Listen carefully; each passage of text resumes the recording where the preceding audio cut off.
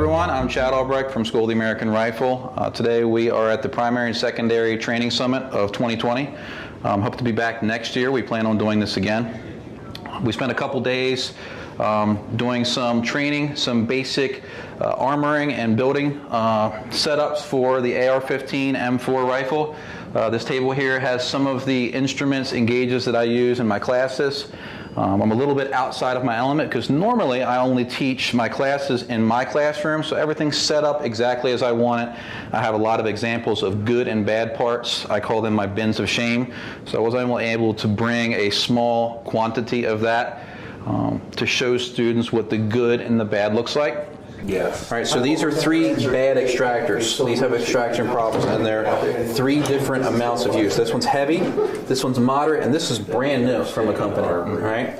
So what you'll do here is you'll take your thumb or your finger, and you're going to rub it across the claw. I want you to feel how much it bites into your flesh. It sounds sort of gross, but that's what I want you to look for. And then these are 2 good extractors. One here is from an M16 with 20,000 rounds on it. It's still good. And this is a brand new one from Colt. So rub your fingers across those and feel the bite. I tell people you should feel roughly, if you've had dogs before, what a puppy's teeth should feel like as it's breaking through the gums when it's little. Can you feel the difference? There's nothing there. In the 90s? That was brand new? Brand new. So my first tool was.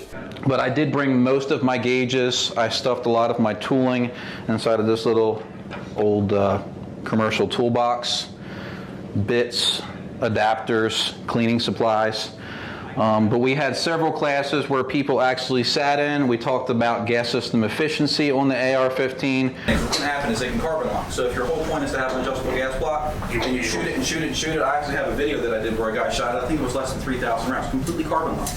So every time you shoot it, you have to adjust it, move it all the way in, move it all the way out, put some kind of oil or anti-seize on the adjuster screw so it doesn't lock up on it. And you have to carry a tool. Almost all of them require tools. So it's a maintenance item. They do a road. We talked about how parts should interface to optimize the efficiency of the gas system, which is extremely important. A lot of people don't think about it. They just think that mil spec is mil spec. The reason that I started teaching classes, and there are other instructors throughout the country who teach armor type courses and technical courses for the AR, but where I try to set myself apart is I try to give students a deep understanding of how the gun works, and not only that, how to use gauges to try to eliminate guesswork. I have bolts in here that have 20 and 30,000 rounds on it that won't eat this gauge. Look, this is out of registered M16. It has 20,000 rounds on it. It won't even start. But trying to use a pin gauge in this hole is deceptive, and that's why I have this little side. If you try to look for a round hole here, you're not looking for the right thing. You're looking for a hole that's trying to stretch and break this item. Does that make sense?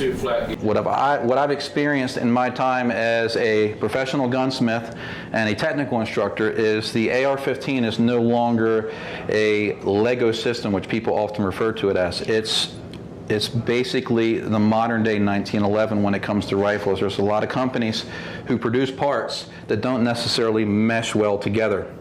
So my job as an instructor is to teach people how to look at those parts, see how they interface, and understand that they may not always marry or play well together.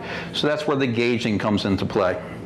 So hopefully, if you find some of that technical information interesting, you can follow us on our Facebook group, which is School of the American Rifle at Facebook. We have a business page, and we also have a private group, which is also called School of the American Rifle. We also have an Instagram page, School of the American Rifle, and a YouTube channel called School of the American Rifle. They also refer to me as Instructor Chad, but School of the American Rifle is the official name of everything that I do.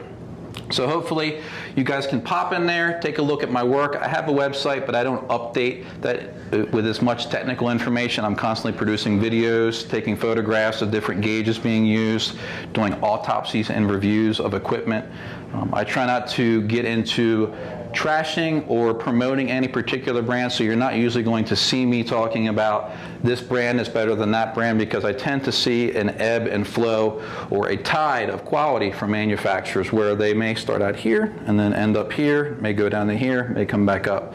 So you won't usually see me making recommendations. So I just try to tell people what to look for in their AR.